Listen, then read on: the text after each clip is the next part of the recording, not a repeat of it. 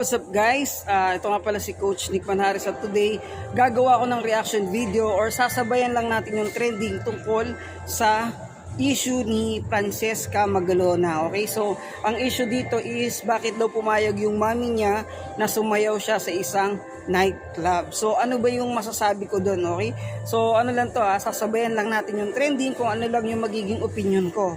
Okay, so sana wag niyong bigyan ng maling pagtingin yung aking reaction video. Kung ano lang yung masasabi ko dito.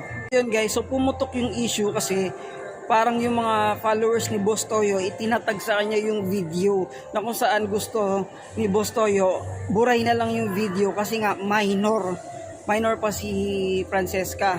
Okay, so kasi sa batas talaga or diba sa mata natin pag minor hindi pa siya pwede or bawal pa siyang pumasok sa mga clubs, etc. Maliban na lang kung may parent consent, yun nga kasama niya yung mami niya. Okay, so guys, yung para sa akin walang masama sa ginawa ni Francesca kasi kitang-kita naman may pinopromote siya, 'di ba? Meron siyang mga pinamimigay or 'yon. Meron talagang show na ginagawa siya. So, part 'yon ng trabaho niya. Okay? So, sinusuportahan din siya ng mami niya doon.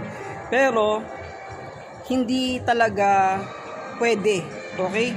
Kasi pag sa mata talaga ng ibang tao, minor. Yun talaga yung magiging problema doon, di ba?